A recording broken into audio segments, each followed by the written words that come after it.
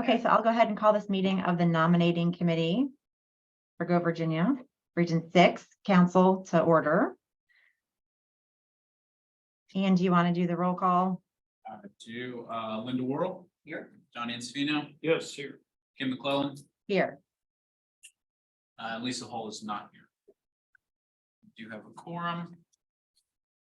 It's a good thing about having a very small group. We have no public comment. We'll just need a motion to approve the consent agenda. So moved. Second. Okay, so we have a motion and second. All in favor of approving the consent agenda? Aye. Any opposed?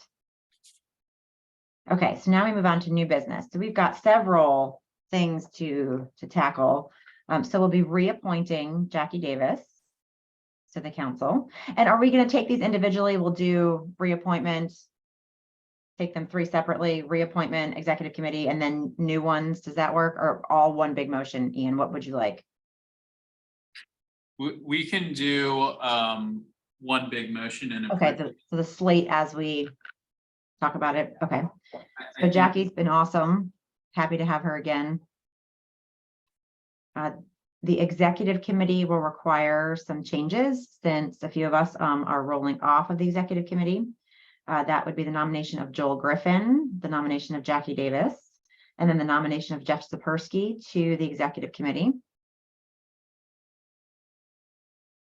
And then the last item we have is the nomination of new regional council members. I'm very excited to see these names on here. It's great to get an oyster producer in here. So Taryn Bryce Rowland and Lindsay Watson with REC. So those are the names that we put forward. And thank you. I mean, Ian, and Sarah, you've really done all of the legwork in finding and reaching out and communicating with these people. Unless there's other folks that I'm to thank, please let me know, because I know that was a lot of work to try to find new folks, people interested in doing the executive committee. And I know I didn't really do anything. So I really appreciate you all finding these fine folks to serve. Yeah, of course. I think we were just kind of fortunate to stumble upon them.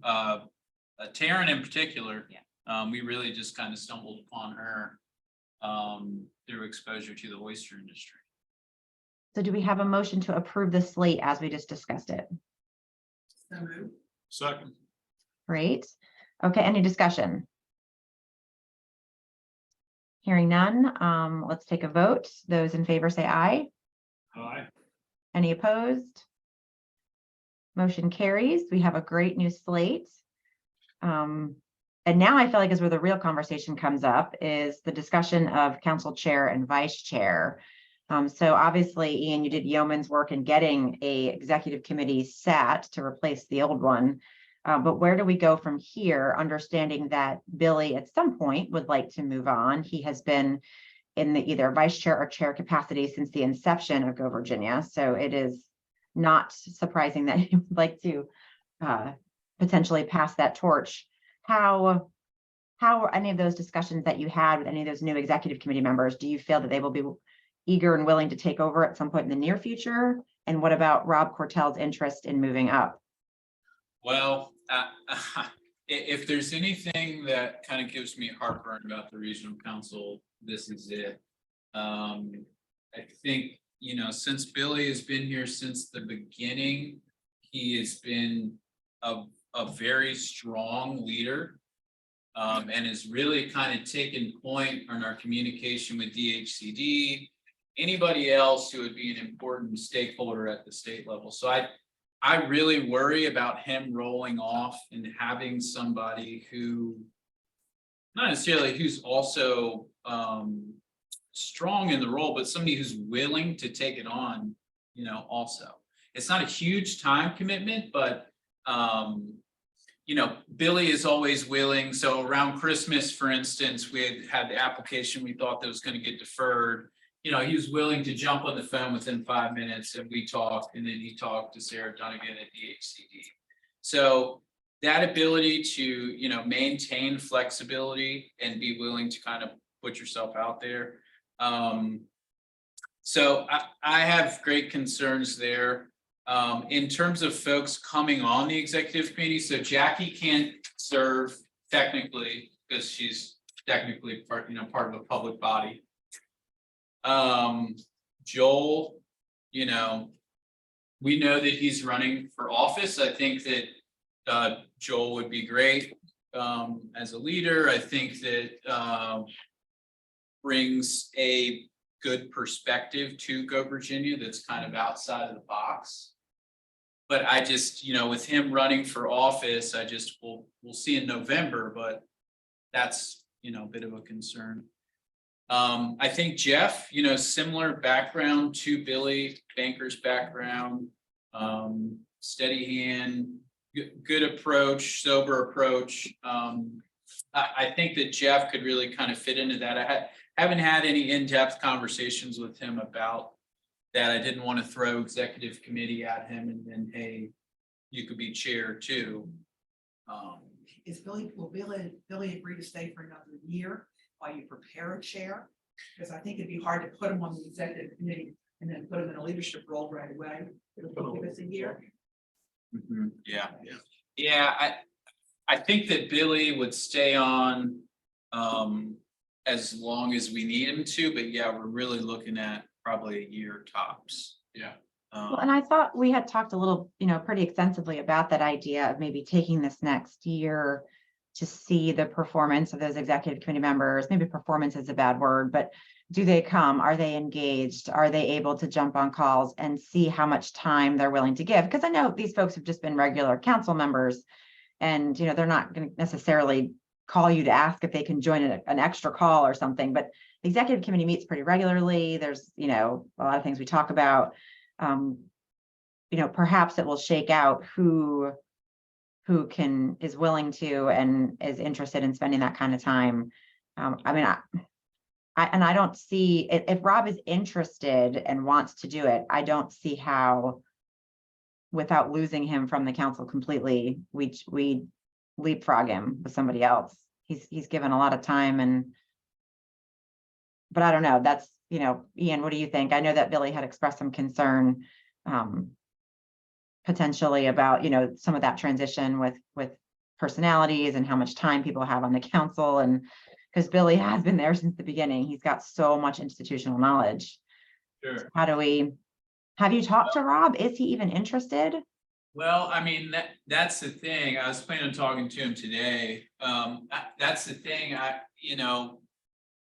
Rob, I think he could do, a great job, but he travels a lot.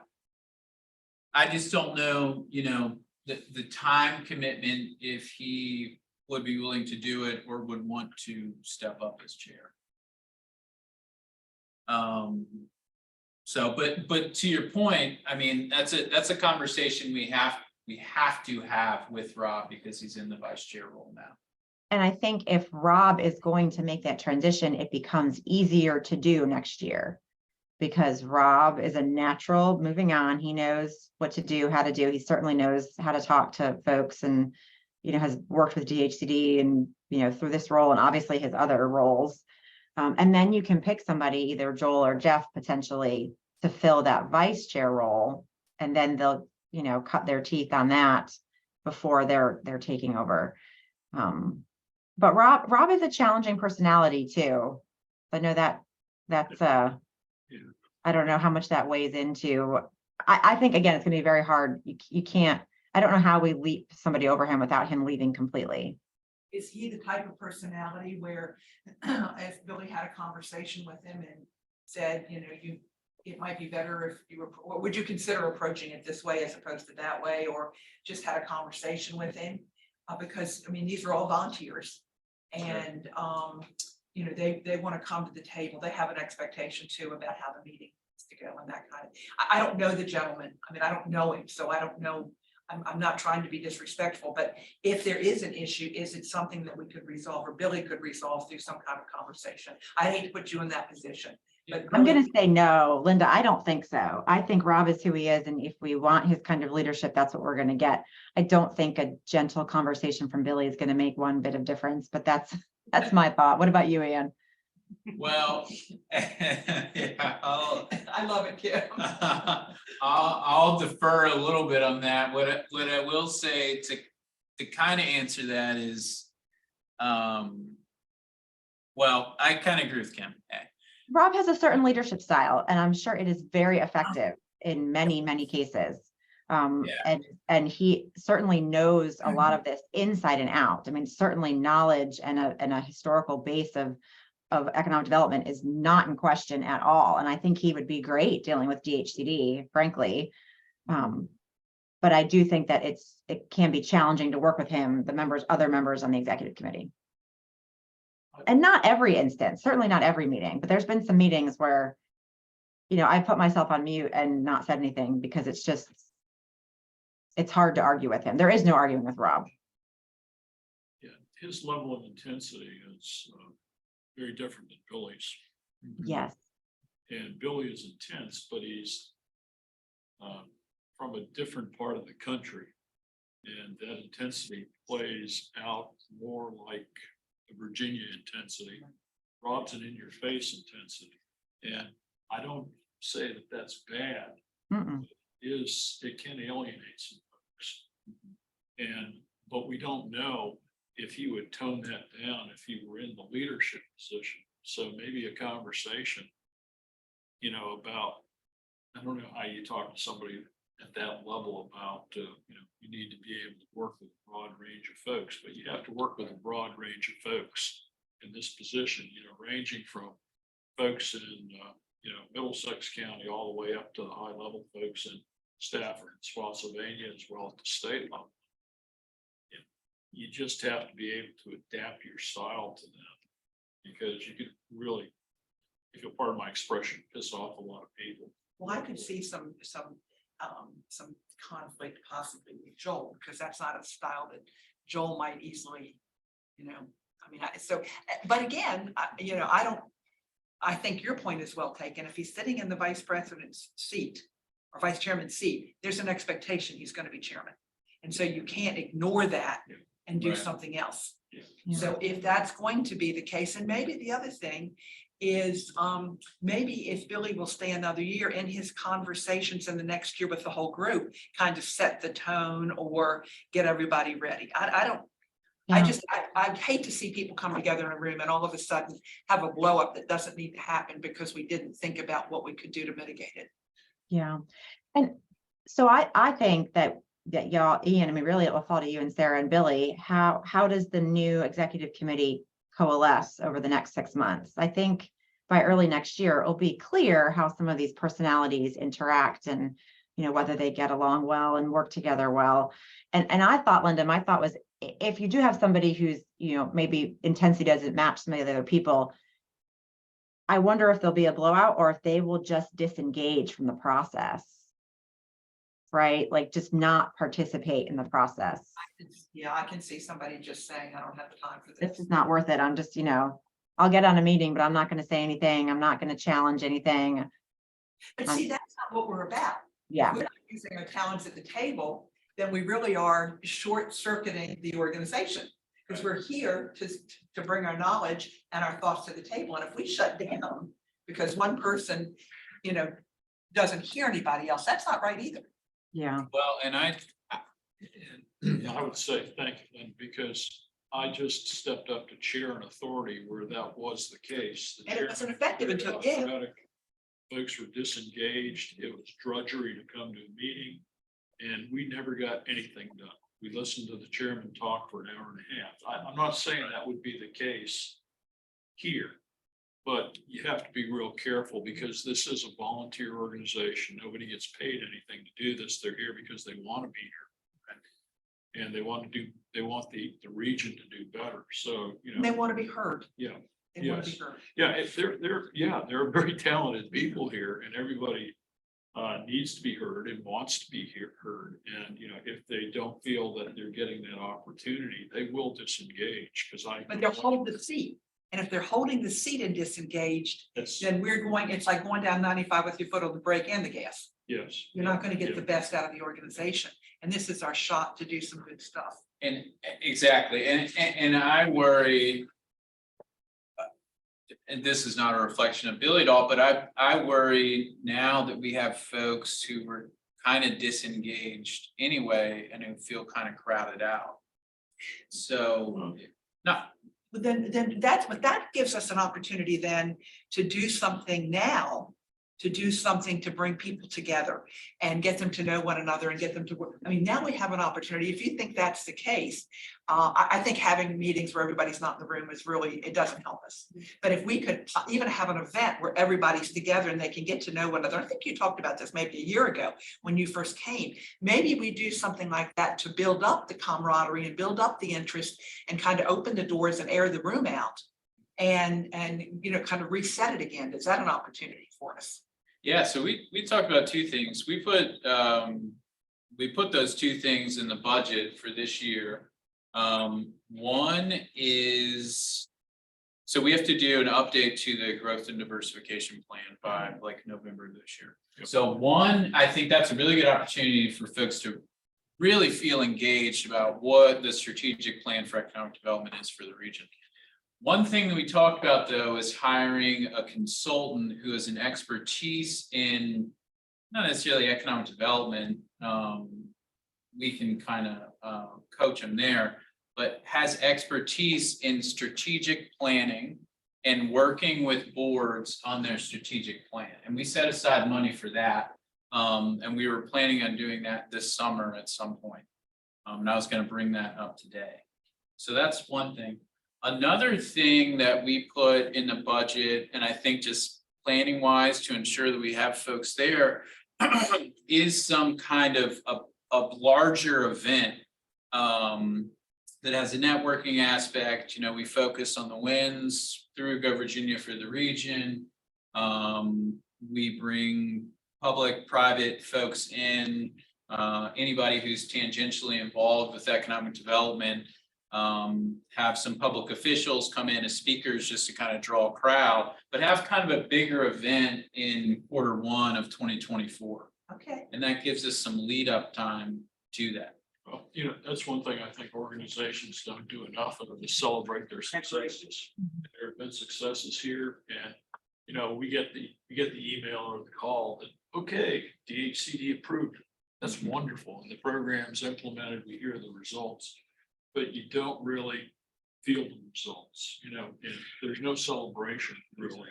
And that's one thing I've noted in public entities and regional bodies. They just don't celebrate the results and the good things they're doing. And because of that, you know, they get done, but nobody, you know, there's less energy. Than I was there going could to be. use the word energy, but if you've got volunteers, that brings energy back into the room. Yes, And to your point about strategic planning, a lot of strategic planning is really about building teams and building consensus. So if this person's good, that could help us too.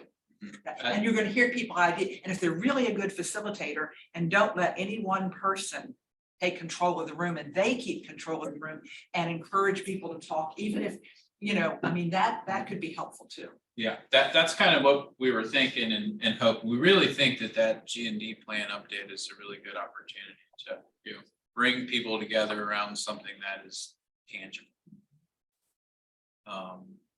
Yeah, I think these are great suggestions. I think that will help. And so from a process perspective for the chair, vice chair, and I was thinking, what if you and Billy got together strategically and picked a meeting or two over the next 6 months that Billy can't attend, maybe he legitimately can't attend, and have Rob step into that role of chairing a meeting as the vice chair in Billy's absence and see how those meetings go. So you can gauge style and, you know, connection with the other members. Yeah, no, that's a great idea. Good idea. And then will the nominating committee stay the same? Will the three of us still be nominating committee members? How does that work? Do we have terms? Yeah, you guys have terms, and I think you're all on it until next year at least. Okay, so we can come back and revisit this and get input, Ian, from you and Billy and Sarah on how those meetings are going. And, you know, if somebody, because I do agree a lot of this with Joel, we'll figure out whether he wins or not. Because if he wins, he might even, he's going to need to step away. I'd imagine he'll probably need to resign. If he doesn't win, then that's a different story. Well, that's the Primary is June 20th. that's another costume from you. That's I'd it. imagine he'll win the primary. I think the generals, but maybe not. But I think the general is going to be the big one for him. I think Territor, well, He's got a strong case. just a good He chance. is. Yeah. I think he has a strong case too, but Yeah, but so does she. That- yeah, I She think comes she- with name recognition. Exactly. And has accomplished some things. And she's worked our community recently really hard. Absolutely, yeah. She's been there a lot. You see a lot of Dare Durant signs up in the, And she's given away, she's given away a lot of money, putting a lot of money in our community, and you're gonna get a lot of pull from that. So I think it'll be an interesting race. I don't think it's a slam dunk for either one of them. Yeah. And there's no conflict with him running and being nominated. That's no, not, there's no conflict with him running.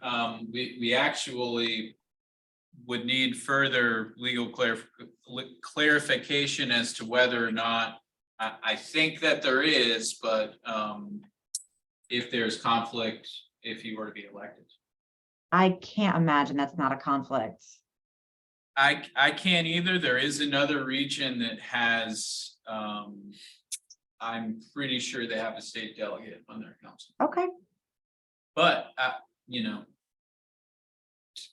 ethical versus legal, you know, it's, I don't want to wade in up to unethical him. waters just as much as don't want to wade in the illegal waters. Yeah, I err on the side of caution. Yeah, you know, and Well, from an ethical standpoint, it doesn't smell right, it doesn't look right. that's, And I think that's an ethical issue more than anything else for us to consider. yeah, I would not be comfortable yeah. with just putting ourselves in harm's way. So another thing too, this kind of goes into the conversation, but moves the topic of just a little bit. Updating our bylaws, so that's something that the council would have to do, but just within the context of our conversation. I think it makes sense to have term limits for the chair and vice chair. So, you know, we give them enough time to acclimate and serve as a leader, but they know that there's going to be an end. And then I think, you know, we just add a sentence in there that creates a clear succession plan from vice chair to chair. And then be very strategic moving forward about who the chair and vice chair are, so that we know we'd feel comfortable with both of them leading the group. Yeah, that sounds reasonable. And that's an easy update to the bylaws, I think, that everybody would be on board with. Yeah. You know, because quite frankly, we're in a situation with the council in general. I mean, they're the folks coming into the executive committee now, you know, we talked about, you know, Joel and Jeff could have the potential to take over at some point. But we have some new folks coming in, and we have some seats that are going to be vacant and are an opportunity to really kind of grow somebody into that role. Like Taryn that's coming in, she's the chair of the Lancaster EDA. She's new. I don't think it'd be appropriate to ask her to step in even within the next year. And I don't know, she volunteers for a ton of stuff, but she would be great. She's young, understand, like, you know, she's a business owner, but since she's the chair of the EDA, she kind of understands how to run public meetings. I presented at one of their EDA meetings, and she was really good at kind of running them and being diplomatic with other members of the EDA.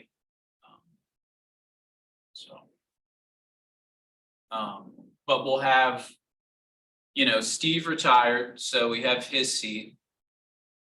That's a whole nother question that we've been talking about strategically, but also kind of is in y'all's court as well. Do we want somebody else from West Rock, or do we want to bring on, you know, another company to fill that spot?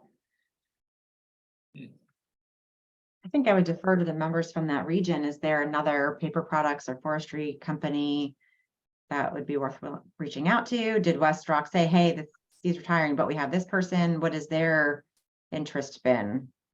Yeah, well, I guess there are kind of two answers to that. So, you know, how, and I'm not saying I know one way or another, how strategic is the forestry and wood products industry for us? Was that just kind of there because of West Rock? I don't know the answer to that. Isn't that one of our clusters though? Yeah. No, I'm saying it is, but that's something that we chose. Well, for most of the down region, forestry is a big deal. Sure. So, yes. I think it would be nice to have that connection still, especially because Steve did have good stuff to contribute in terms of workforce development. You know, labor force was a huge issue for them. And to, you know, just continue having that kind of connection with an industry like that, I think would be useful, but we need to have willing participants. So Yeah, no, exactly. Well, so I just kind of back to conversation with Steve. So we spoke. Good morning. So How are we? So we spoke, or I spoke like last year with Steve, and he told me he was retiring and trying to figure out who from West Rock would take over his seat if we wanted them. To serve that role. It would be the same process as what we have for Lindsay Watson, who's going to be filling Felicia's seat. We've just nominated them. It's kind of a formality if we decide we want to keep them on. I don't know. There's a whole nother conversation. So John, you brought up, you know, kind of mentioned, do we still want West Rock? Well, if they've been a participant for a while and they've taken advantage of programs, from a training standpoint, then there's merit to have them. And they are a major employer. I mean, once you get out of Fredericksburg, let's face it, there's not a lot of, in King George, there's not a lot of major employers. Okay. As you come south, I mean, it's mostly agricultural, mostly forestry, mostly tourism, mostly, you know, small commercial enterprise. So they are a major employer as part of it. And I do know a lot of folks from Middlesex and Lancaster go over there, and Matthews go over there and work. Sure. So I think there's some merit to it. If they're fully engaged in the process. Is there another company that's a competitor of theirs that we're not even considering, but they could bring equal value? Because you don't want somebody to hold the seat so long that somebody else in the industry doesn't get an opportunity. Well, I don't know the answer. I mean, so I guess in terms of size, Nestle, Yes. Omega Protein's weird, the way that they're owned and operated, so. Yeah, They're a little controversial. they are, yeah, so, but Nestle, I know that Nestle was on the council initially, and I think we had to vote that member off. This is what I've I been don't told. remember that. We had Because the Nestle. lack of participation, I think at the very beginning. A to B by you. See, so But see. we've recently started to talk with Nestle because they're interested in building a regional training center. Oh, that's good. And I don't know, I think there could be a lot of upside to bringing somebody on the council from Nestle. Nestle in this region, In King William, yeah, that plant, the they're mixing it to Mars, you know, because they might want to be competitive, oh, yeah, because they are the biggest. They're the main competitor on pet protein. mhm. Yeah, my only thought is that I don't think you want to have the same players over and over and over. Give them the opportunity and then turn it over to somebody else. So we're a little bit broader based. Sure. Now, that's just a suggestion. That might not be right at all as far as you're concerned, so. Yeah, no, I mean, that's a very good point, and I don't know, I'd have to get more intel on the backstory about the person who was previously on, but. Yeah. I think another part of the conversation is, you know, workforce development has always been and will continue to be kind of a core part Right. of Go Virginia. So you want the bigger companies too. But, you know, are we oversaturated with folks in talent development? Does it make sense to take our membership list and and kind of sort them by the community they represent and the interests they represent, the bid defenders. So we can really get some kind of a visual that says, okay, we've got some small business, we've got some large business, we've got some major employers. All the areas are represented equally or in some kind. Would that help us? Yeah, our internal spreadsheet has that, but I can map it out, Okay. whereas. I just think it might be interesting as we look at that, because I think we are going to have some opportunities to add new people, new people and to make some changes. And now we've got enough years under our belt where possibly we can go in and do even some bigger things. So Ian, I know recruitment has always been an ongoing challenge for us, and we ask so little of the regular council members. What if we had a request from the nominating committee for everybody in this meeting today to think of one individual who we might be able to outreach to and have that name for the July meeting? And then, I mean, we don't have to outreach to these people if they're not appropriate, but everybody think of one person that you potentially could invite to the party, whether, and maybe some names will pop up from different companies, and that's because a lot of times we're in these meetings and we're talking about areas where we're not from and we don't work in. But, if Rob brings somebody, not bring somebody to the meeting, but have a name from Matthews County and somebody from Middlesex and Essex, maybe an individual can, well, this person might be interested. I'm sure that's how we've done it already, but ask the council members to do something because we ask them to do so little. That's a great idea because it engages them and takes them back to their community. And you're right, they know a heck of a lot more about their community than we do. I think that's a good idea, Kim. Well, and were you saying for the whole council or just nominating committee?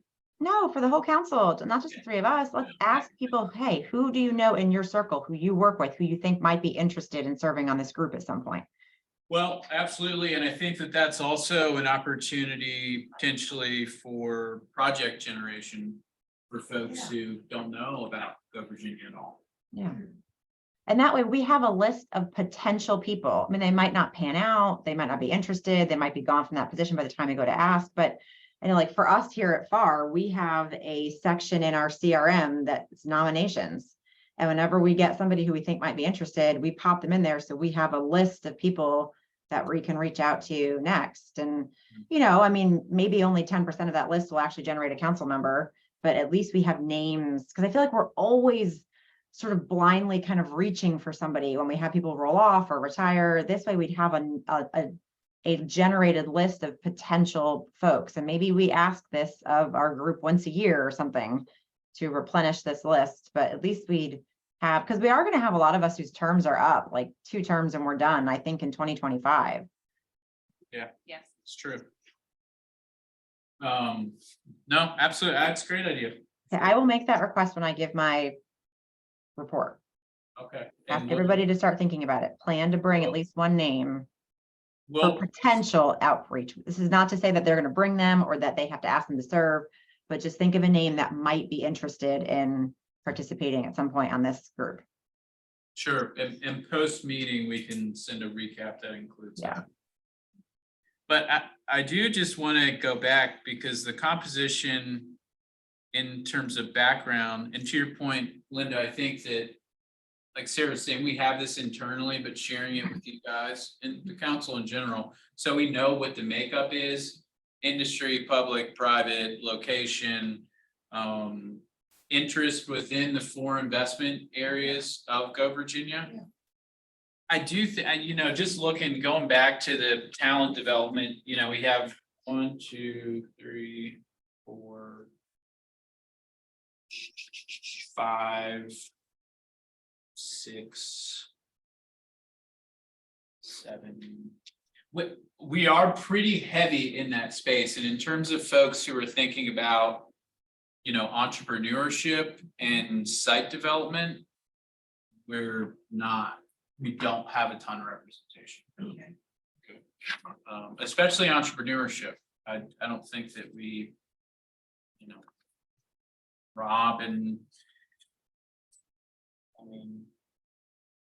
Do you think that like the Riot test bed thing, I read their stuff that have all these businesses they've helped. Do you think that reaching out to some of those previous entrepreneurship grants, would they be able to identify any businesses they've grown through their grants that might be people that would be willing to give back? And be that voice of entrepreneurship on the council? Yeah, we could tap into their accelerator program. How are you guys, how are we on minorities and people of color and underrepresented like agriculture? Yeah, I think not great, right? We have ground we could certainly cover with that too. Yeah, people of color, we have a major gap to fill, for sure. Very deficient in that area. Well, Well- this gives us an opportunity to look at those things and make some recommendations. Mhm. Take the time to do it. So to go to Kim's point, so we're not at the last minute trying to find somebody, but start some strategic thinking about it. Sure. Well, we had a really good meeting with, her name is Ernisha, what's her name? Paul with, the Virginia Black Business Directory. They're basically a chamber of commerce for Black-owned businesses in Virginia. And we're talking with them about funding an accelerator program. So I think she is kind of point of that would be great. And I was on a panel with her a few weeks ago at Rappahannock Yeah, Community College, and she Oh, was yeah. very good. I mean, not At college, King high George. school. At King George, yeah, Yeah. that's right, yeah. For Yeah, the she young was very good. entrepreneurs program, Yeah, she's great. Yeah, she's good. So, yeah, I mean, that's only one person. And you could get her to identify people. Right, exactly, yeah. Yeah. She could be a multiplier for sure. I'm guessing the Latino community is bigger in this county though than the Black In In the northern neck this, middle. in this, community in Region 6. yeah. Well, it's not just that, it's a lot of it's small business owners, you know, it's just a true values. Yeah, great. So, right, yeah, no, I agree. So we gotta get some of them. You just really change, when you have that kind of perspective, it changes the conversation. Absolutely. Yeah, for sure. I mean, there are things that we're talking with them. That's why their accelerator works, because the issues that the Black-owned businesses are facing are different than issues that just regular businesses are facing. You know, the other thing we have to keep an eye on is what the representation looks like per the 3 subregions, and Mhm. is that distribution equal? Yeah. Right now, it pretty much is. But we have to be mindful of that. Okay. And I think, Rob, to your point, when we try to look at bringing more minorities onto the council, you know, is that a different demographic in the northern neck and middle peninsula than it is in the Fredericksburg area? Well, we also have higher Asian percentage of it, It's true. Yeah. specifically Indian American. So right now we have 10 from PD 16, So those are really not. 4 from the Middle Peninsula.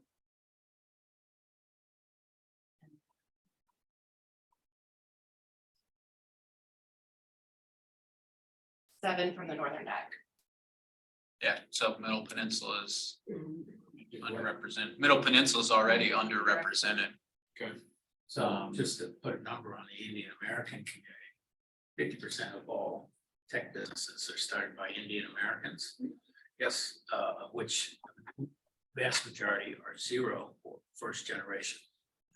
Meaning they are immigrants or first generation. Wow. Is this breakdown done by geographic area, anything to do, I mean, how do we, or is it just an equal number, supposed to be an equal number for all? PD 16 versus Middlesex versus the Northern Neck? I mean, what's the breakdown supposed to look like? Well, we don't really have anything in the bylaws that speaks to breakdown by geography. We probably ought to give some thought to that, so it's a conscious decision. Yes. And so when we sit back and look at it, we can say, here's what we're doing and here's why we're doing it, and can explain it, so we don't get askew. I think that was part of Taryn, was Northern Neck Lancaster EDA and aquaculture, which we had no representation from. Which is great. Yeah, so yeah, we're trying to get more out and see more diversity in the, geographic, socioeconomic, all that. I love having this discussion though. I mean, I think it's really important to make it stronger. Well, so I guess that, leads itself to another discussion. If we added something to the bylaws, would we just want to say we want equal representation across the 3 subregions? Will we want to base it proportionally on population? I think you have to base it proportionally because I think you're gonna have trouble with equal. That's gonna be difficult when you look at the areas. True. But I think it needs some thought. I mean, I think we need to think about it once you look at the mapping and think about, because I don't know enough about Middlesex. I know a little bit more about the Northern Neck, but really kind of understand what their business base is and what the population is and those kinds of things. Well, in the Middle Peninsula is really different. I mean, it runs from Matthews, Middlesex over to King William. So, that's in Gloucester, in Essex. So it's a really interesting region. Because King William is very different than the rest of King and Queens. Well, the thing that I worry about, I don't know what that would look like if we base it on population. I don't know. I'm just throwing out ideas. Yeah, don't know no, what I you think. think that would be kind of the first thought, and that kind of makes the most sense. The only thing, just to play devil's advocate to that I would worry about is we still have that unequal representation in the Middle Peninsula, or from the Middle Peninsula and from the Northern Neck relative to PD 16, and PD 16 really kind of, we're top heavy there. And they drive a lot of our projects, and they need, I'm reticent to say this, but they need less support than the Northern Neck and the Middle Peninsula in terms of public investment in projects.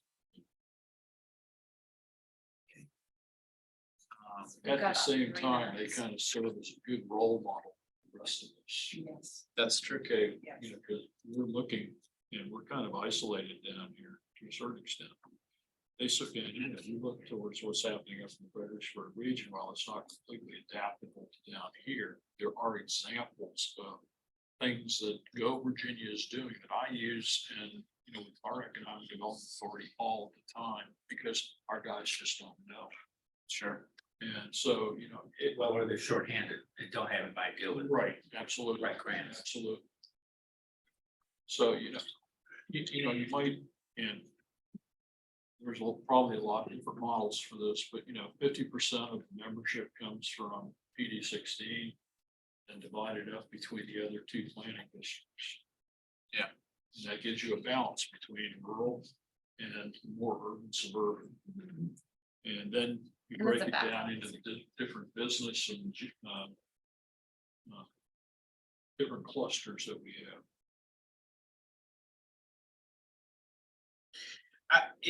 To that point, we have seen there's always a good faith effort, at least, or an inclusion of localities, at least recently, in projects that have come out of PD 16. So this smart test bed, that is primarily just, Stafford saying, okay, we see this as something that can be adapted to the rural areas and the rest of the coverage. I was excited to see that.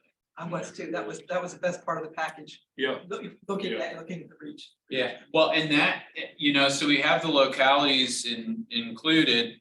It's rare that we have like Colonial Beach and Gloucester and Middlesex on it, but that is still, Rob, you were talking about this earlier, but that is still an open invitation. Those are just the folks who were on the initial planning calls that we had to put into an application to have an application.